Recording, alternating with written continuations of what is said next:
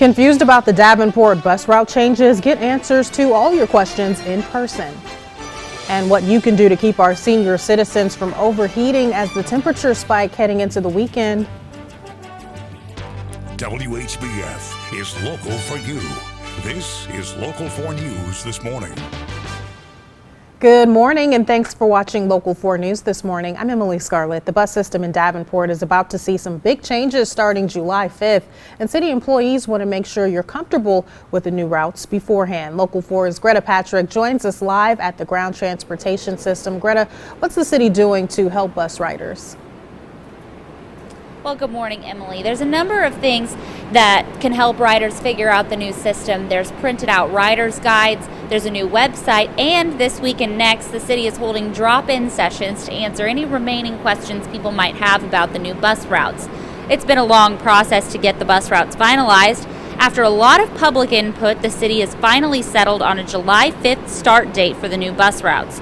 Right now, the bus system creates a lot of dead travel time because people travel north and south first, even if they want to go east to west.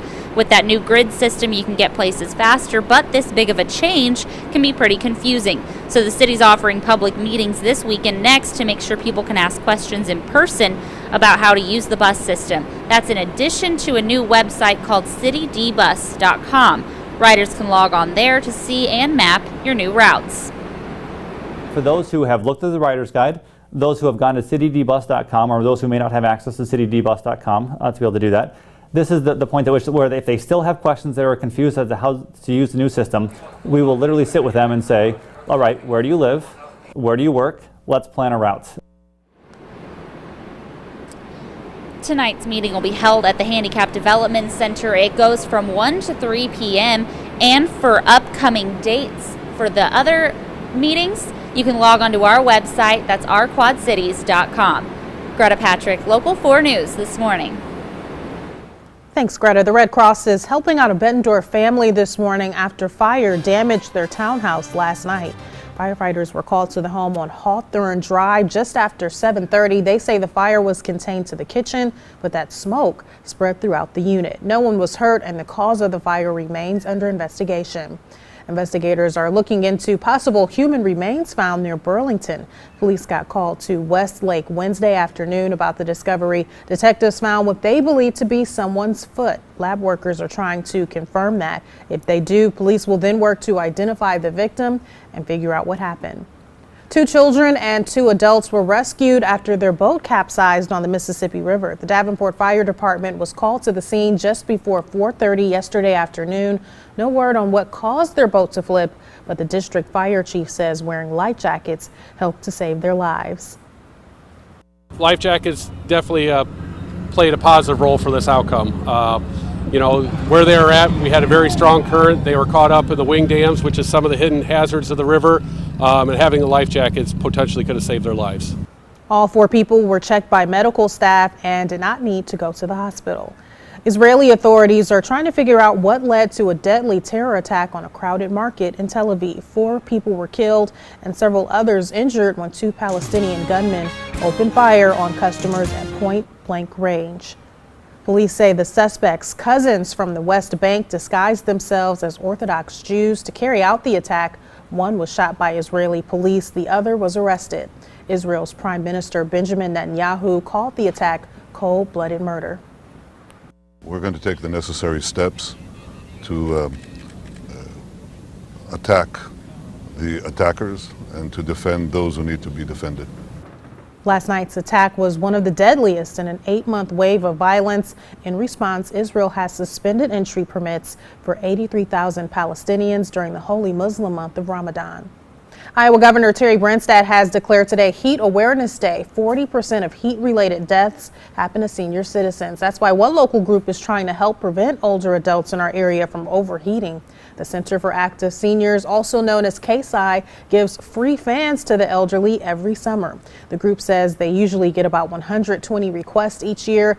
The fans are donated by people in the community. But KSI says this year they're running low on those donations. They're asking for new 20-inch box-style fans or cash donations. For more information on how you can help, just head to our website, ourquadcities.com. Checking in with meteorologist Anthony Peoples on this Thursday morning, or Friday Eve as we like to call it. Anthony, making these fan donations to KSI, especially this weekend, you can really say you possibly saved lives by doing so. You definitely can, because, we have a lot of our elderly friends that, they're a little bit more resistant on turning on that air conditioning until they really have to. And, they may not have a fan that does much in the way of cooling off their house. So you never know. It could be life-threatening whenever we get this heat and humidity building. Yeah, Anthony, you've been warning us about these temperatures all week long. I would hate for someone to get stuck in that heat without having any type of relief. Yeah, you're definitely going to want some air moving around, even if it's warm air. At least you have some air blowing around, because it's going to get very warm. We're going to call it hot and humid over the next few days. Right now, off to the west of the Quad Cities, and I'm not saying too far west, heading into the metro area, we have some showers and storms moving in. That's along that warm front that's going to bring our temperatures up. Right now, 67 in Moline and 68 in Davenport, a southeast wind at 9. And here's our lightning strikes, and you can see right there, we have some lightning across some parts of Mercer County, heading into Louisa County and Mercer County, also western Rock Island County. And we will see quite a few showers and storms, especially north and west of the Quad Cities. Here's what's moving into western Rock Island County right now. A few rumbles of thunder with this, maybe some small hail, and some heavy downpours. And we have more showers up toward Anamosa and Cedar Rapids. So once we get these through here, it's going to get hot and humid for the rest of the day, because we're already seeing that clearing out to the west. And temperatures making it up to 90 degrees today. Morning showers and storms giving way to sunshine, breezy conditions, winds approaching 25 miles per hour, and hot and humid. Now we talk about the heat index. That's a combination of the temperature and the humidity. When we show you that 90 degrees there, that's what your thermometer is going to say. However, your body cools off by sweating, but if there's so much humidity in the air, your body really can't cool off, so it'll feel like 95. That's what the heat index, that's what your body feels like. All right, well, hopefully folks have already had a chance to check out that AC, make sure it's working. It's getting hot out there. It definitely is, and you'll definitely want it by the weekend. All right, thanks, Anthony. Well, our pet of the week is really sweet and wants all of your attention. We'll meet her after the break. Stay with us. The time now is 6:09. You're watching Local 4 News this morning. WHBF is local for you, with Emily Scarlett and meteorologist Anthony Peoples. This is Local 4 News this morning in high definition.